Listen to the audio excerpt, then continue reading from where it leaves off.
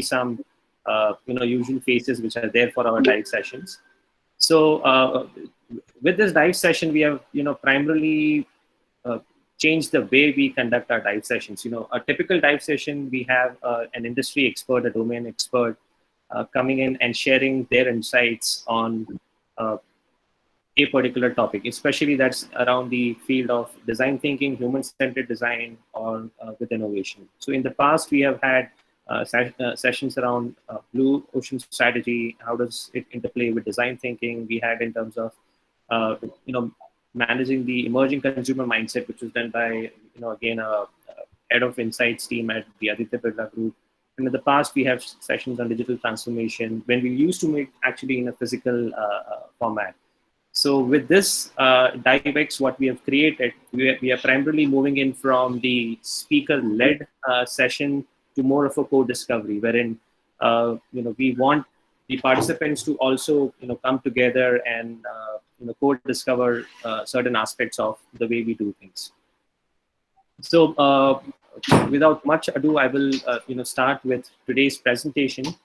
So the primary objective, what we have in today's session is there are 3 or 4 things which we're trying to achieve during the day. So this session is mapped for around 50 to 55 minutes, in which 20 to 25 minutes will be it will be a part of the presentation, which will have some activities also sprinkled in as we progress.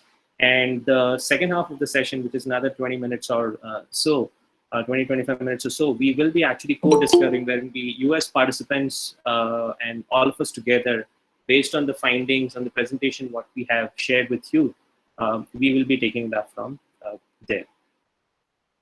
So in terms of the agenda for the day, I'm setting the context right now. What is it that we're trying to achieve? And then we'll be sharing the survey findings. So first of all, thank you everyone who participated in the survey. We had close to around 100-odd responses, which we received across different age categories and a good length and breadth of major cities of India. So thank you so much for that. So that also becomes a good chunk of information which we'll be presenting today.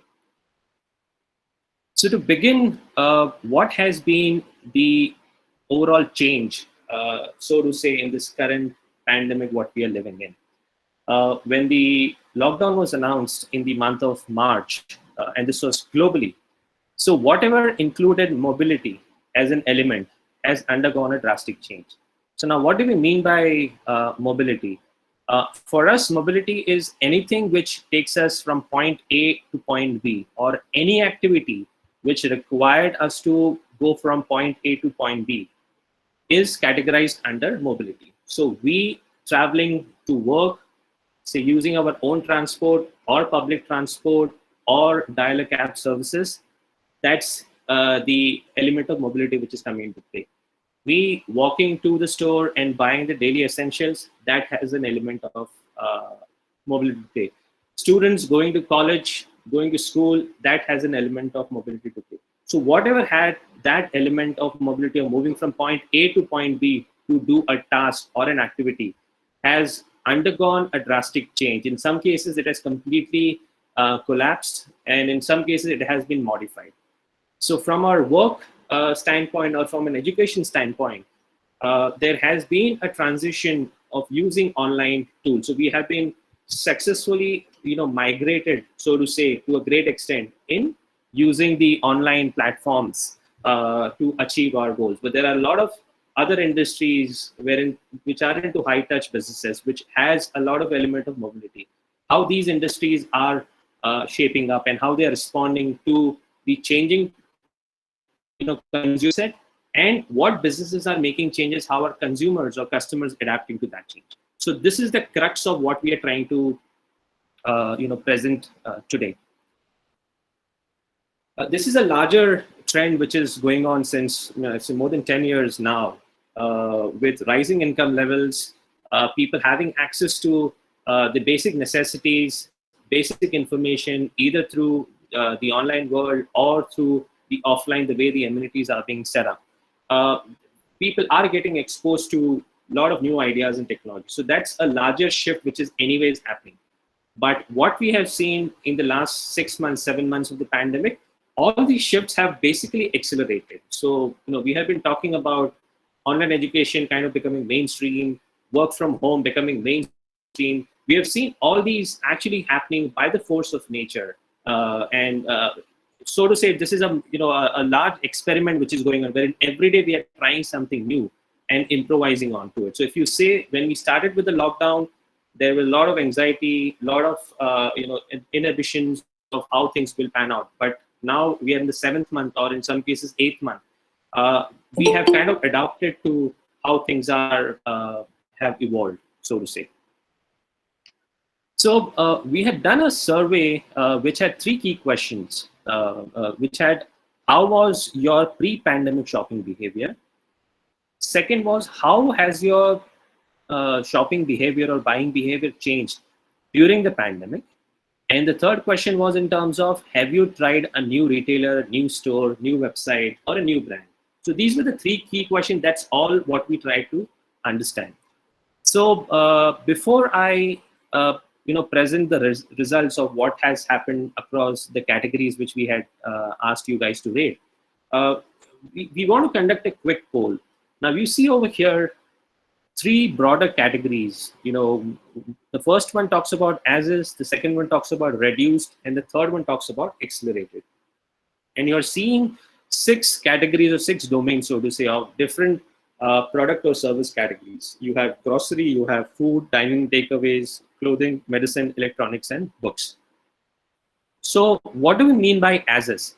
As is what has been your pre-pandemic shopping behavior. That has kind of remained more or less the same. When we are talking about reduced, we are specifically focusing on your reduced consumption or reduced buying. And accelerated is in terms of, we have shifted to online, or we are really exploring online or an alternate medium big time. So that consumption has also gone up, the buying has also gone up. So any questions on these 3 categories? Otherwise, I'll just shift to the poll. Are we good? Yeah, we are good. Okay, yeah. Perfect. We have come up with 3 emerging themes which we see are actually playing a role. And these are beyond the obvious themes which have been spoken about. So these are, just an overall perspective of what are the 3 themes, what we are talking about. An obvious shift, what people have been speaking about, yes, there is a shift to online which is happening. There is a large digital transformation at play. Agreed, that is happening. But at the same time, we are also observing, and you must have seen in the results as well, there is a heavy mix of hybrid option, playing a very, very evident role. And that's where we are seeing the interplay of digital and physical, how that is shaping up.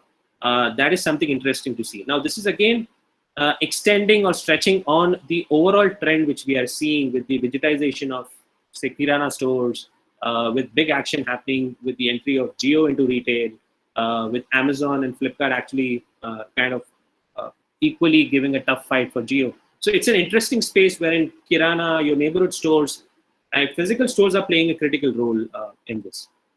The second theme, what we are talking about over here is loyalty as a concept is undergoing a drastic change. It's in serious distress. So there are certain tidbits which we would be talking about it. And last but not the least, what we're talking about is the trust proposition. We have heard about value proposition, what value we are creating for our customers, what our clients, but in today's time, trust is playing a very, very critical role. So you cannot really ignore the trust element when you are defining or designing your value proposition. So that's the third theme which we'll be talking about. So in terms of interplay of physical and digital, I would like to show on the screen certain responses which we have received, because we also had asked participants to describe when there is a shift in their buying behavior in the pre-pandemic and during the pandemic stage.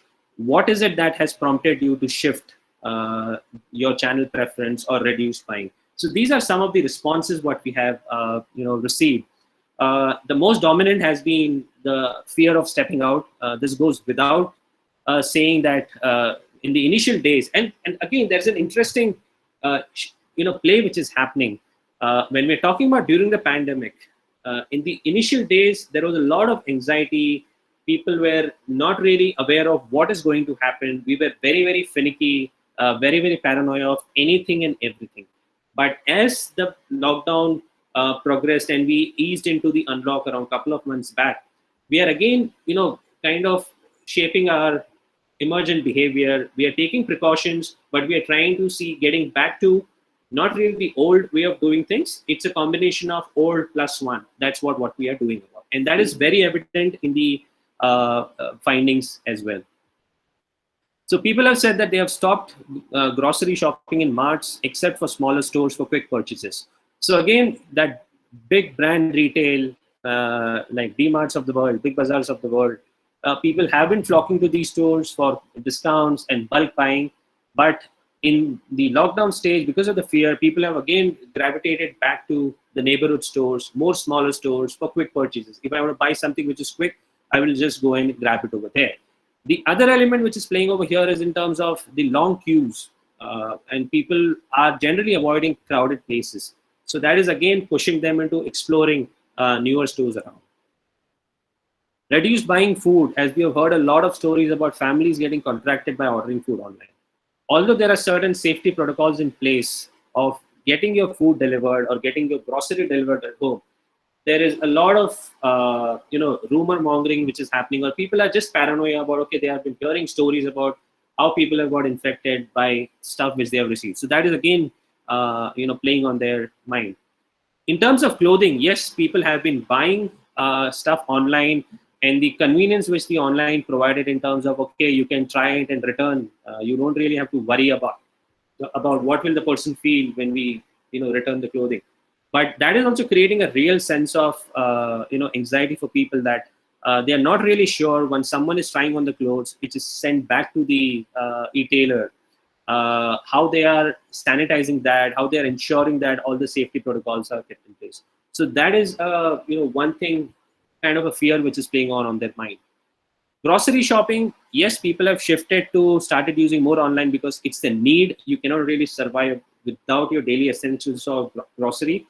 But there have been a lot of complaints around the quality or the freshness of the produce in terms of vegetables or fruits, which are highly perishable. And that's where we prefer the local vegetable vendor or the local seller. But due to lack of choice, we had in fact shifted to these large players. But that has again played people are very, very conscious about the quality. So the shift is happening, but once things have opened up, or we have also seen in our behavior that we have moved back to the local vegetable vendor for multiple reasons, not just about the freshness. There are a lot of other factors which are playing a role over here.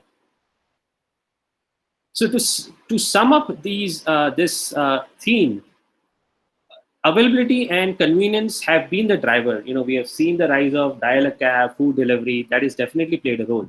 But in the pandemic scenario, in the lockdown phase, these words have new meaning. People are not really focusing more on the brand preference, but they are looking at, okay, if it is available, if it is convenient for me to procure it, either I go and get it from the store nearby, or I get it delivered.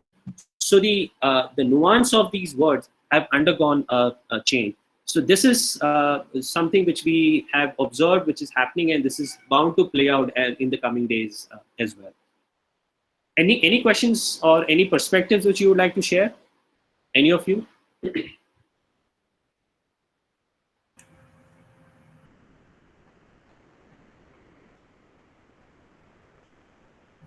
Not really, but these are definitely very interesting findings. So, All right. So, Sajid, that you were talking about, what I caught on was the nuances of the word. So, I mean, what becomes obvious is already obviously about the safety elements, the availability, convenience, and the change. But I think further down, when you unravel what availability really implies and convenience really implies, there is this other part about who is buying.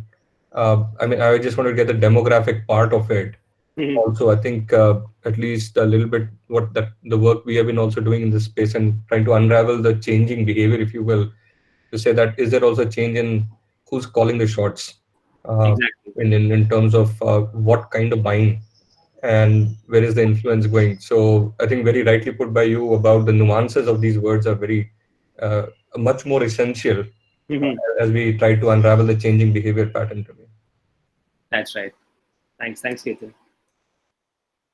So, so the third question which we had asked in our survey was, how many of the, survey respondents actually tried a new retailer or a store or a different brand or a different website altogether? And predominantly, majority of the people said, yes, we have explored something new in terms of product, service, or brand, or an outlet. So this has again been a, kind of a mainstay, so to say. So the question to you is, have you tried a new brand and what was your story? If, a couple of you can just share your experience, anyone.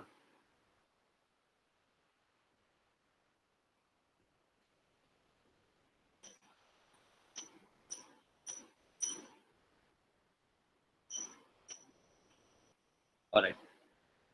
That's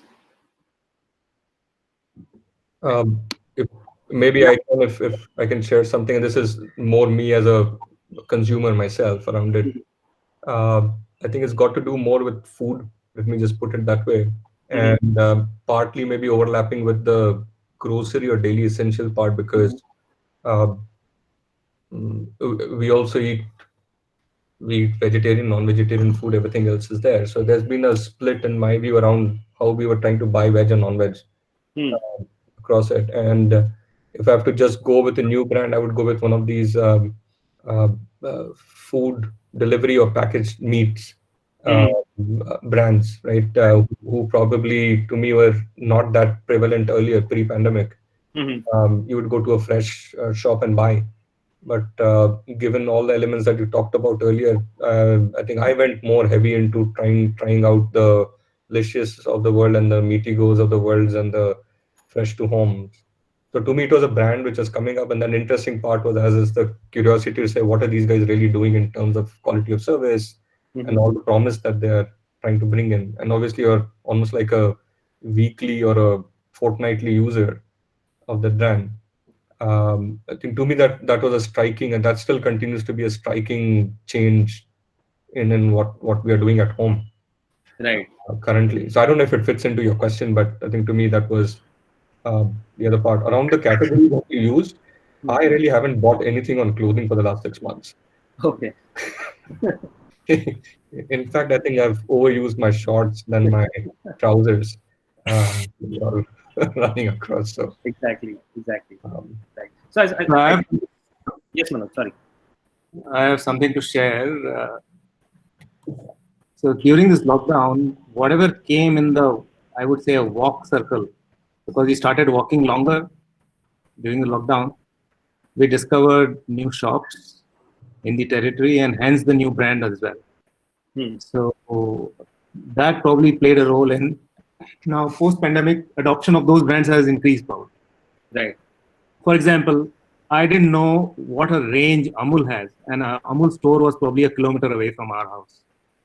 And we all consumed only the basics, yogurt, curd, or something like that. But the range which I, for example, Rasmalai or Amul had a Rasmalai I never knew. And they are sending across the country in refrigerated conditions. So things like this. Suddenly you either came across an extension of a brand or a new product under the brand or the new brands as well. And they're stuck on. It's not that they've gone after the lockdown. Absolutely. So I think both of you have shared great examples. One is in terms of the online. So Ketan, what you spoke about that actually encompasses you trying a new channel, you trying a new brand with your same product. I think that's a great example. And what Manoj spoke about that we have been so much kind of living in a cocoon. We have really forgotten that what is there really in our vicinity. So that is again opening our eyes, just as a breather. Okay, let's explore around. And that is also prompting a lot of people to get into new products and new services. So I think these are great two examples. So I think that gives me a nice segue into the next theme, which we'll be talking about is loyalty in distress. And I hand it over to Shailee to pick it up from here. Sure. Thanks, Sajid. I think, yeah, a perfect segue with both these experiences, because the second theme really explores how customer loyalty has fared in these distressed times. Now, be it business innovation, be it service design, any kind of project also, customer loyalty becomes is something that every company kind of guns after. And this new phenomenon that we've seen unfold is the loss of loyalty. And that can be attributed to either, accidentally losing it or incidentally losing it. Now, what do I mean by that, right? We've seen dearth of constraints happen from an end-to-end basis, right? Like retail outlets just unable to serve the customer, unable to receive or send shipments. Supply chain, in a way, is disrupted at even a production level. So all in all, just the inability to cater to the needs that the consumer has, we've seen that happen. So just by force of nature, consumers start searching for alternatives or a new mode, or different means of fulfilling their own requirements. And like Manoj also mentioned, you just walk around the block, see, hey, this is a new outlet that's come up, this is open, why not try it?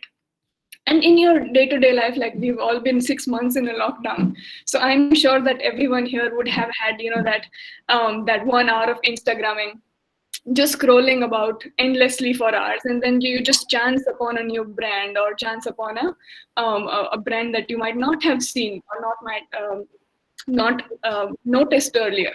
That's accidental loss of loyalty. Now, the other scenario is that wherein you're headed to your go-to store, your meat provider, your vegetable provider, whichever, but you see that it's overflowing with a lot of people. So you just turn around the block and then you see another one and go there.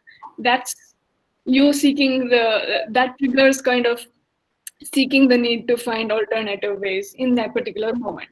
Now, these two basically change in these preferences. These are the triggers that change in preferences with regards to brands and products. And we've also seen it play out in the survey earlier.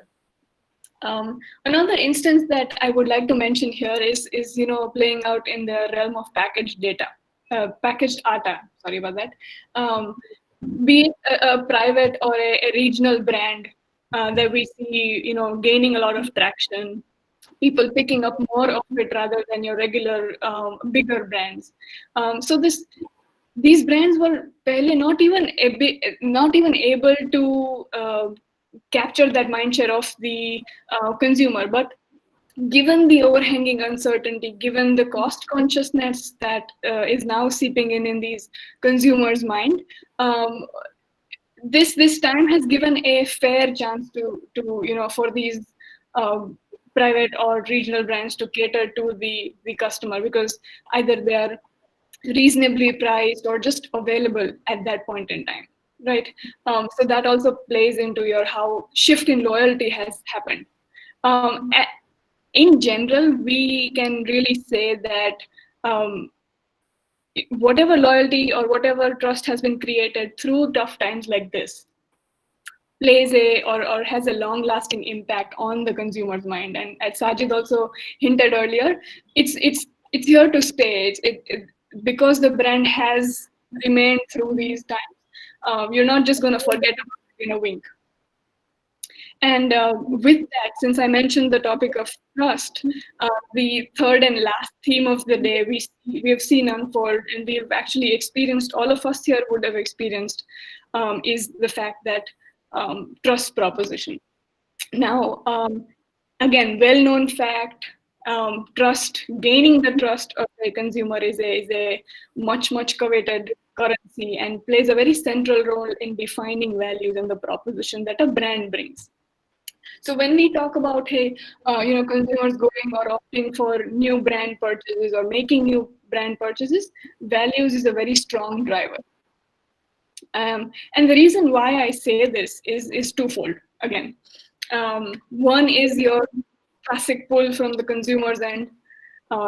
Consumers are becoming more and more information hungry. They're again conscious about what they're choosing as a brand. which products are they making a decision for. So they have a heightened sense of awareness that has come out to be. Now, when I put the pandemic into the mix, this sense of awareness has really accelerated. Like again, how Sajid also mentioned that plays out in other themes we are seeing, right? So people are becoming more and more conscious of a brand's value, product, and the culture it starts endorsing.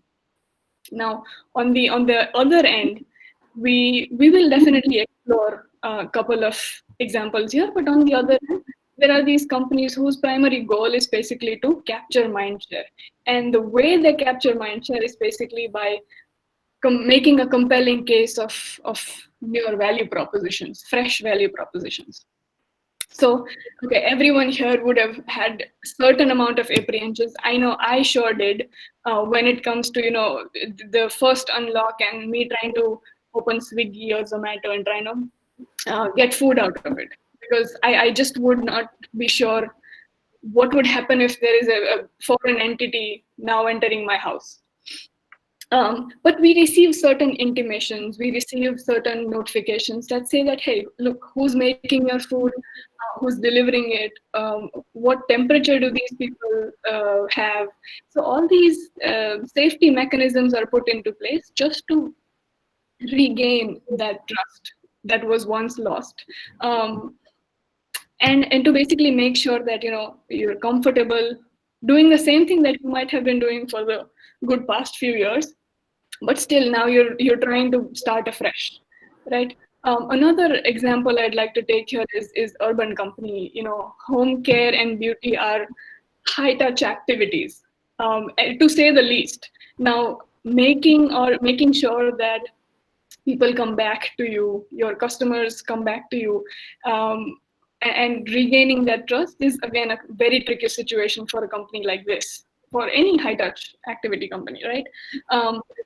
So the way they dealt with is making sure that the conveyance of the point visually through calls, that how they now handle their products, or how they now make sure that their processes are sanitized in a certain way, and these visible safety measures that are put into place is what makes a consumer also happy.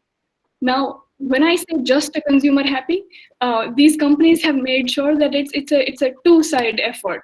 I need to make sure my employees are happy as well, and plus ensure my customer safety. So these steps and adaptation, try to regain that trust of each and every stakeholder in the process by addressing these current needs. Now, I did touch upon employee safety. And just think of the the delivery boys that are out there. When the lockdown opened, they were risking. And right after the doctors, I believe that they were the ones risking major exposure, operating under a lot of fear, because A, they needed the money to move, and B, it ends up down the line inducing a lot of anxiety, which we as consumers do feel. We are on the receiving end, we also feel that, but they are also the ones bearing the brunt. Now, these companies have made sure that who's introduced a number of checks and balances, who've introduced counseling and wellness program. Mental health also gained quite a bit of traction, which one can argue that it's always been there, maybe in the progressive societies, but now we've seen that it has seeped through en masse. So putting proactive measures to catering that employee well-being. Another example of a company here would be Ola. Now, they were able to foresee that, because of the lockdown, these gig workers or drivers at the end of the day might not be able to make as much money. So then they started like a fundraising campaign or a motion for people to support them, and in all goodwill, right? So these instances go on to show that our consumers today, they do keep an eye open, or they keep their eyes open and are much more sensitive now, especially about a brand's aspect. So it's not just the product that we are looking at, but it's also like how are you handling or how are you dealing with your employees? How have you dealt with the pressures of the situation? So it's safe to say that we have seen a shift, a massive paradigm shift happening from just selling a product to selling a value or an emotion. So now this kind of towards the end, we're wrapping up the three major big consumer themes of the day. One being your interplay of digital and physical world, loyalty in distress, how that has shifted, and the end being that there is a certain level of trust that needs to be embedded in the value proposition, needs to be conveyed. Now on to the fun part, which I'm going to go back to Sajid to give it back to Sajid. Thanks, Shailee. So before we enter into the key aspect of the day, which is the core discovery activity, any quick questions, any instances which you would like to share, feel free.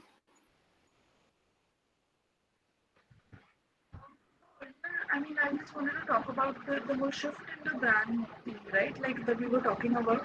I think it would also kind of apply here.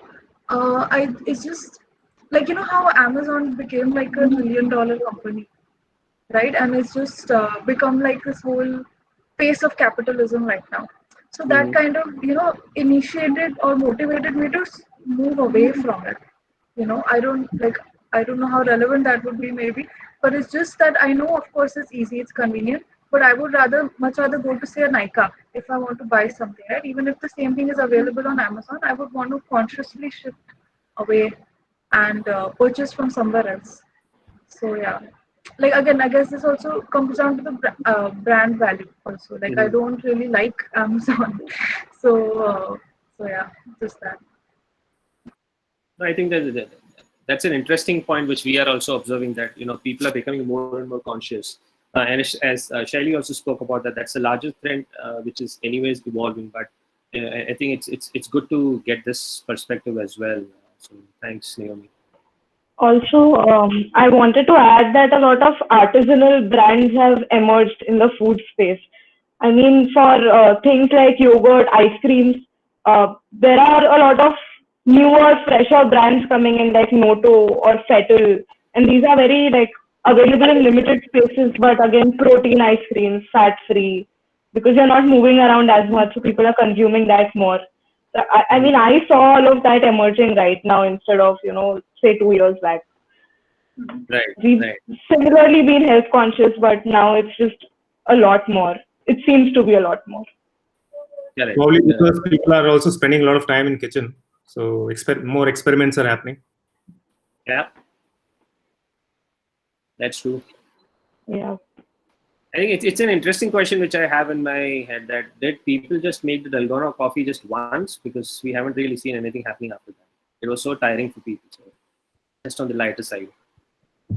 So so moving on to the key aspect of the day, which is the core discovery activity, which we have gathered together for. So this primarily includes 4 steps. First and foremost, what we are expecting you to do is picking up a category. Now, we had requested everyone to have their pens and notepads available. So you can either scribble or you can put it in the chat window and share it. We will take that call on that. So what you need to do is pick a category of the 6 categories what we defined right now, which is a part of our entire conversation right now, starting from grocery to books, electronics, medicine, clothing. So you pick a category of your choice, wherein you have personally experienced or you want to share something interesting, instances or insights based on your experience. Pick a stage. So every journey has 3 stages, shopping journey or buying journey. You have a pre-shopping, you have during the shopping, and post-shopping. And after picking a stage, say I've picked up pre-shopping. Now define the activity in that stage. So what do we mean by activity is I creating a checklist of what stuff to buy or what veggies to buy, making primarily an inventory list. So that's what you are doing. And then you are creating a how are we doing statement. Now, what do we mean by how are we doing statement? We have heard about how might we, wherein we are thinking about the future and saying, okay, based on these challenges, what we've identified, how might we help our customers, our users to achieve a certain objective. Here we have kind of fused it and elaborated, wherein we are capturing both the existing activity and the modified or the adaptation what we have done to the activity. Because as I said, this is not really, we are not really sitting in a post-pandemic scenario. We are still undergoing. So kind of the peak is done. We are somewhere in between. We may experience another peak. We do not really know. Hopefully we shouldn't be, but it's still, we are in time of experimentation. So it is very important that we understand and make sense of what is happening now and what is going to happen and how we have adapted it. So this statement primarily focuses on, I used to do a certain activity in order to achieve this. Now I have modified or adapted my activity because I get this benefit. So what we are primarily saying is, for example, that I used to visit my neighborhood store to buy vegetables. Now I am ordering my veggies on WhatsApp and my vegetable vendor actually delivers it at home because I have the convenience and I feel safe. So this is the how are we doing kind of a statement. So what we are requesting each one of you, so this is an example. You pick up any category of your preference, you pick up the stage, you pick up the activity, and then you make this how are we doing statement. And put this in this format into the chat window. On on this meeting, everyone can see the chat icon, right? So take 5 minutes of your time. If you want to have multiple scenarios, multiple use cases, feel free to have as many as you can. What we are doing is we are plotting this journey in this collaboration board, wherein whatever you are talking about, Shailee will be putting in this information as per the stages. So at the end of say 10 minutes or 15 minutes, we will be able to visualize a direction which is kind of emerging out of here in terms of how the modifications have happened. So we have heard individual stories. Now let's see collectively what is really happening. And then can we think about taking a leap and saying, okay, this is how we see things will pan out or play out in the emergent reality, what we are expected to see a few months down the line, a year down the line, we really do not know. So are we good with this? Any questions so far?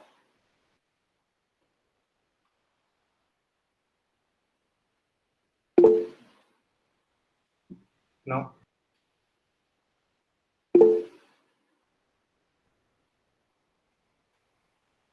So we have one from Pritanya where she talks about clothing as a category. She's picked up stage as shopping. I'm assuming that's during shopping. She used to buy clothes offline only as it helped her get the perfect size. Now she shops a lot online as she keeps seeing ads on different offers and discounts. She's also not comfortable walking into a store and trying on clothes right now. So, she's beyond that hesitation of trying on clothes. So she's kind of secure in terms of whether they have been sanitized quite well. So Shruti talks about, I used to visit malls to do shop clothing. Now I order online from local Indian brands because I want to move away from fast fashion brands and support sustainable ethical practices. So this is again continuing on the thread what Naomi spoke about some time back, that Amazon is kind of the face of capitalism. So she wants to move away and give opportunity to others as well. More local brands, more brands which are aligned to her values and the principles which she follows. So I think that's a great point which Shruti has also added. Yeah, Naomi is having another clothing example. Bring it on. So Priyal talks about, again, category as a clothing. As a family, we used to go shopping offline. Now we open an online retail site and everyone just keeps adding whatever suits to the list, and it's a one-go service. While it's a much faster and efficient process, the fear about quality and sizing and hygiene still remains.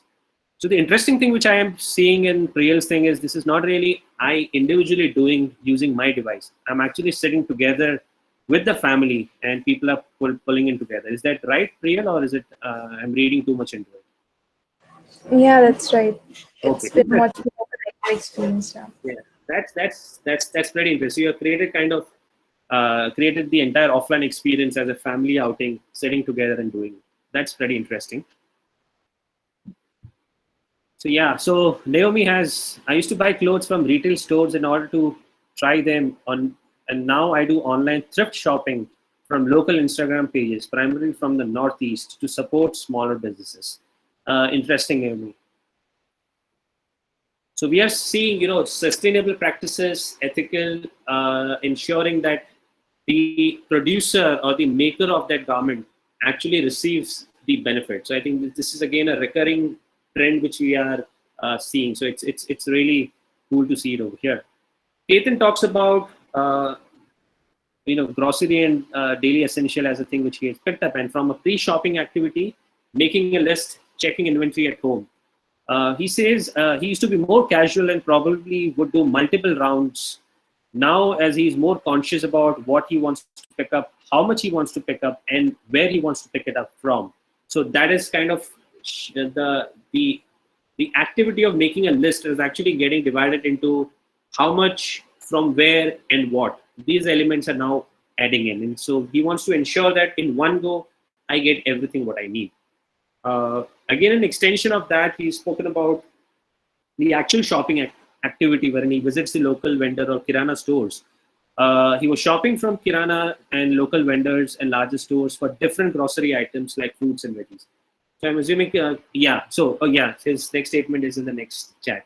So now he's buying more from local vendors and neighboring stores for fresh items, online for meats, and lesser of large store formats. So interesting. So he is categorized from where I want to buy what, how much, and what I want to avoid. So I think that's a great point Ketan has put across. Aniket talks about category. He's picked up conveyance as conveyance is a category. Conveyance is in terms of going from point A to point B. That's a travel what he's talking about. I used to take Ola, Uber cabs for long trips within the city, but now I prefer my own bike, not car, for safety reasons, even though the bike trips are tiring.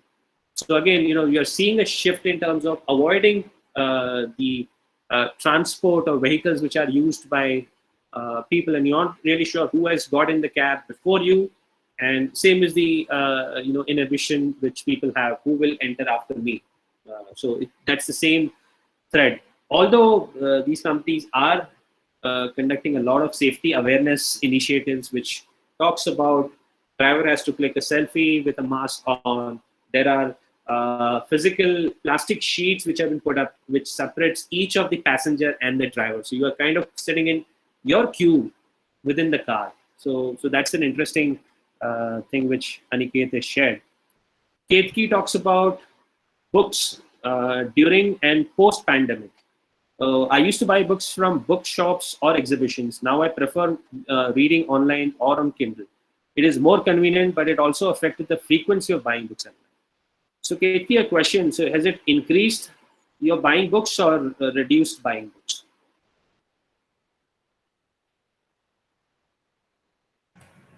No, it increased the frequency of buying books when I started reading on Kindle. Okay, interesting. So she used to earlier go in the offline world, bookstores and exhibitions and picking up books, but now shifted to online buying, online reading using Kindle, and frequency of buying books has actually increased. So Ketki, the interesting thing to note will be that how many books you actually end up reading. In the period of pandemic, almost one book. Because you were buying. Yeah, in the period of pandemic and even after that, in terms of online reading, reading through an e-Kindle or the convenience what you have, will you see a reduction in your reading or it will actually increase? So that's an interesting thing to observe going forward. No, per book, one book per week I was buying and I was reading. So this was the frequency. But later after lockdown, it again decreased because of other things. But I want to mention one more point from the business perspective, that book is a least essential category. So again, from the business point of view, it affected the overall business in the publication world.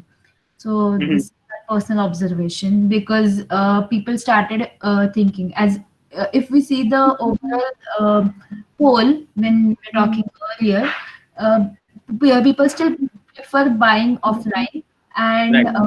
they are still stick to the bookshops and the exhibitions. So considering the other essentials, again in this period, they kept it aside, like the buying book, that is not an essential thing. So now they prefer that we'll buy it later or sometimes in some other period. So this fact affected the overall business in the publication world. Excellent, excellent. Thanks for sharing that, Katie. So, Thank yeah. So Lena talks about her grocery and daily essentials bit, when she used to go to the local groceries on a daily basis for the freshness and the day-to-day buying. So I want this much for the day, I would go and buy that. But now she has started ordering from a local farm which delivers organic vegetables online once a week. And they are specific quantity of packed grocery for larger set of people in the colony. So it's kind of a group buying which is happening, which is again, we are seeing that happening in a lot of places. However, this has changed now. So buying from Big Basket, once that was available to buy on a daily or multiple times in a week. So the Big Basket daily is something which is a service which they have, and they deliver you the daily requirement like milk, eggs, bread, package it and give it to you. I think that is also a nice tug of war which is happening between these local grocers, local farms, and these larger players. And the only thing which kind of decides this has been the overall experience has been, yes, these guys are providing the online convenience, but many a times due to the supply chain constraints and all, you are seeing your product or your brand which you're asking for is not really available, it's out of stock many a times. So Indrajit talks about, I always used to buy clothing by visiting the mall or specific stores, mainly due to concerns about fit and feel.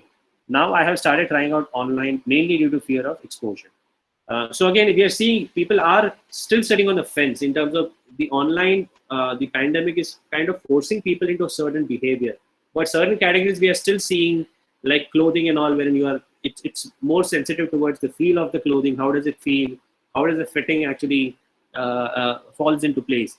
These are very key aspects which play on users' mind. So I think these are the categories wherein we will be seeing a certain shift definitely happening.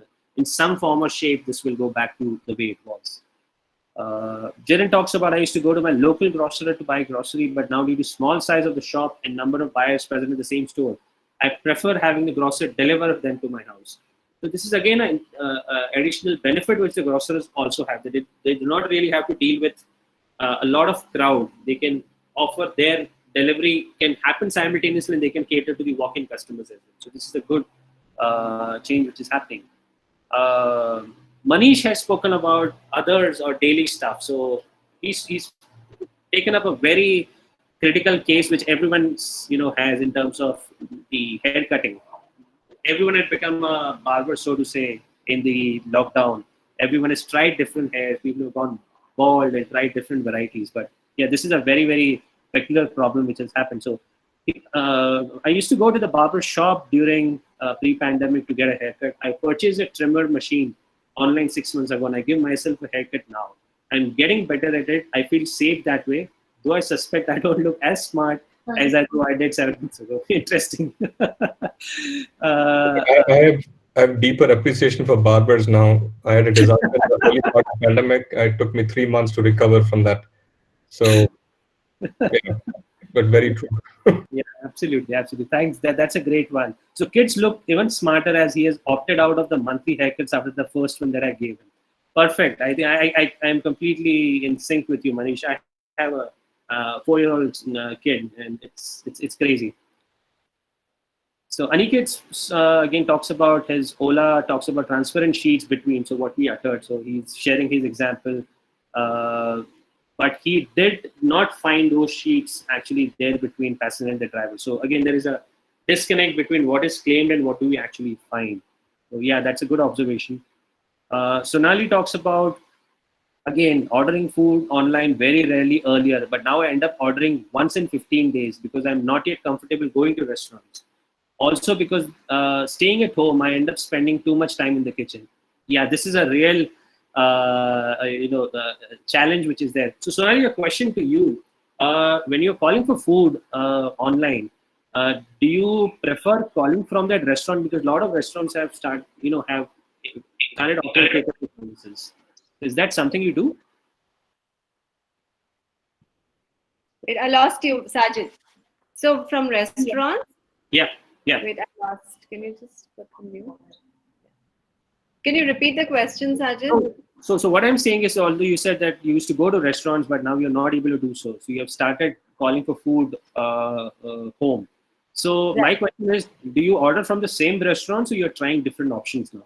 No, I'm trying different options for sure. And most often I go to known brands, let's say Pizza Hut or a McD or something like that, but not the small eateries. I'm still not confident of ordering from smaller places. But yeah, one or two restaurants which I'm used to or which I really like, but I'm not exploring too much.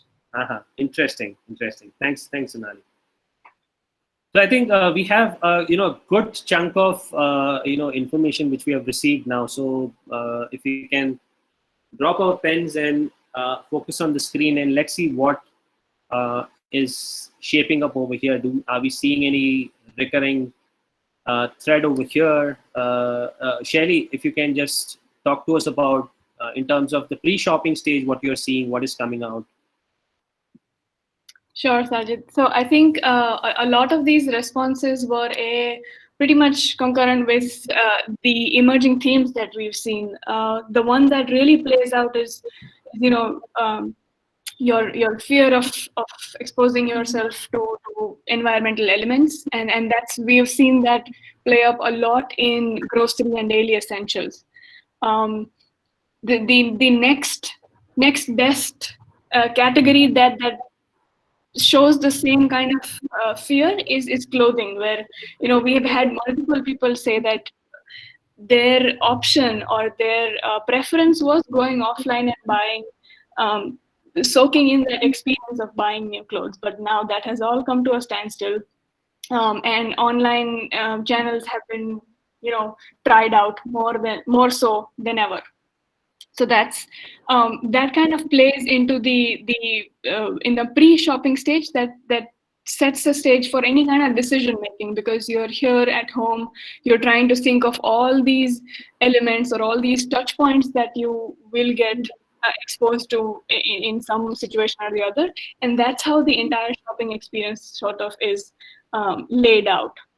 Hence, in the pre-shopping stage. Great. And during shopping, what are you discovering?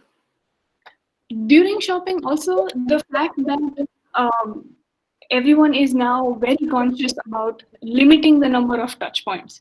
So, going for local brands wherein, you might know the person who's selling it, to making sure that these are ethical practices, looking at labels, consciously making a family activity out of a shopping experience, be it offline or online.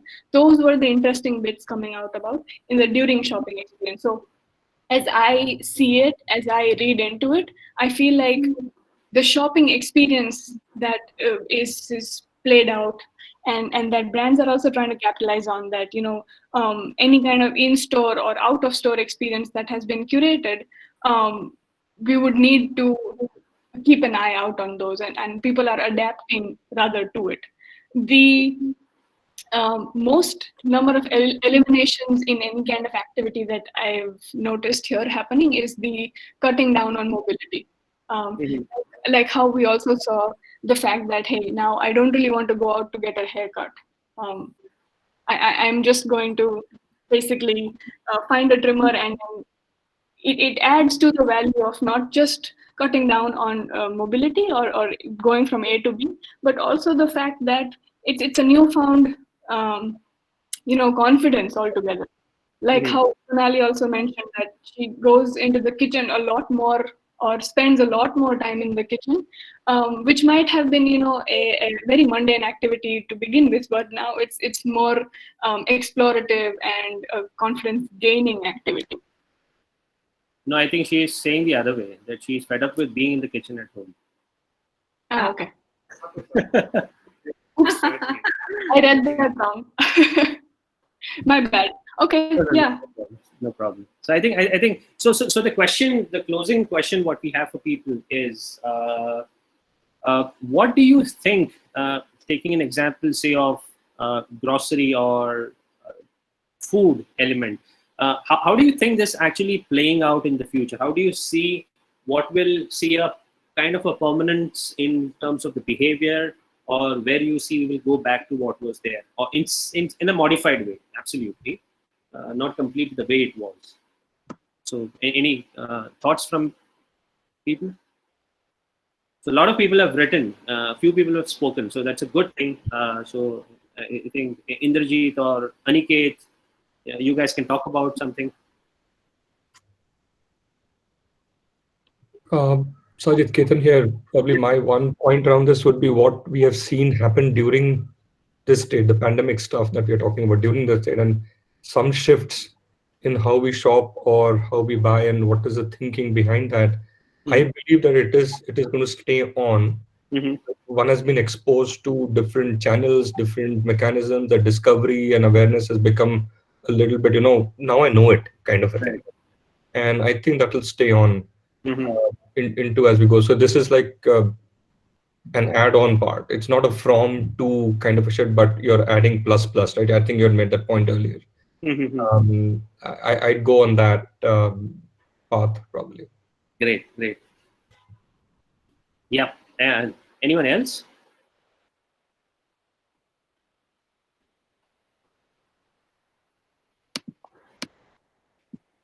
Anyone, some closing thoughts if you share? How do you see this shaping up? So Ketan gave a good perspective. So Mayur, Indrajit, Aniket, Manu.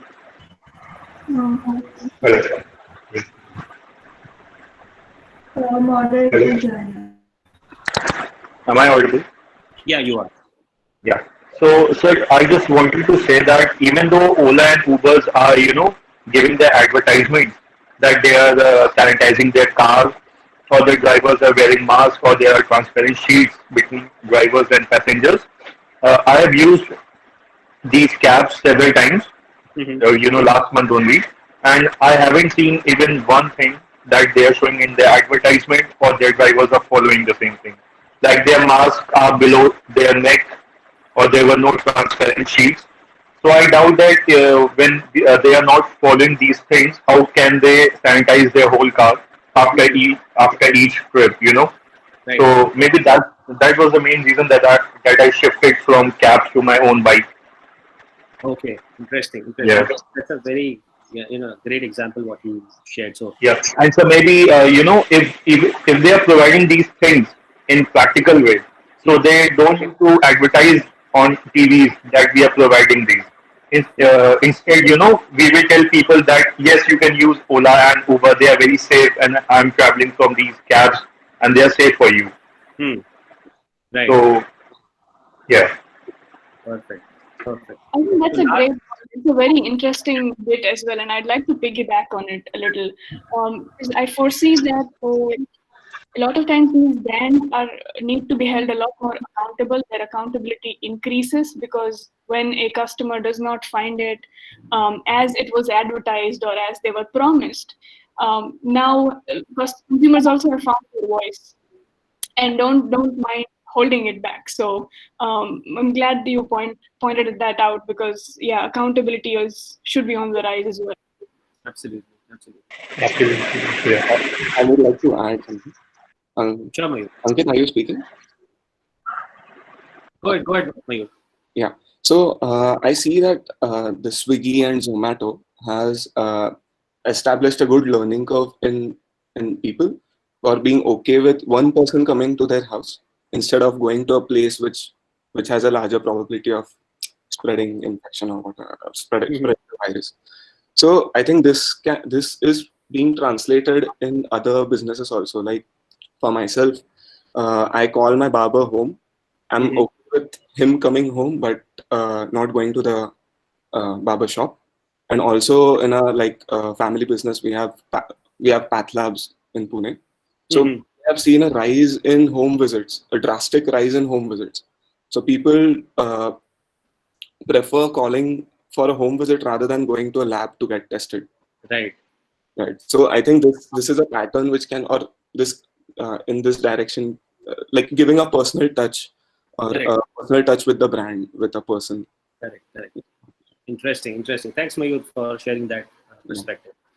So, so I think we are. So essentially, I will share one change in my the reading habits, and now I realize the reason behind it. So I used to buy audiobooks before.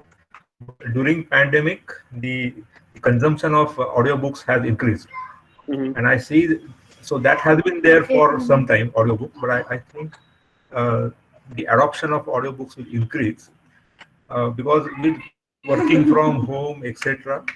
There is a lot of strain on eyes. That is one reason. But so actually, the reading habit by picking up a book that has reduced, but using audiobooks has increased. So maybe that is a change in the way we going to read books in the future. Interesting. I think that's a good perspective. Manoj, you were saying something.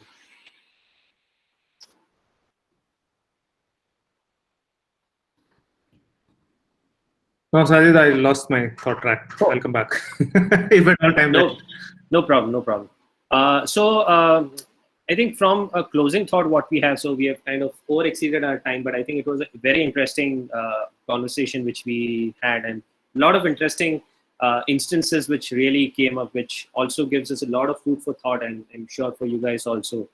So in terms of closing thoughts, so the idea of this activity or this session was primarily to basically build on and emerge with a direction together. And I think we have been able to sort of achieve that. Again, it's a work in progress, but I'm sure. If anyone has not really answered anything, if you think about something, feel free to drop us a line or reach out to us at turianlabs.com, or put in a comment on our LinkedIn page or our Facebook page. We'll be happy to get into a conversation, or drop us a line at connect@turianlabs.com. So we'll be happy to reach out to you and maybe get into a conversation. So so there is a poll which we have just made live, which is, again, just has 3 simple questions about how did you find this session, and so if it will be great if all of you can just do the last poll of the event, and then we can close for the day.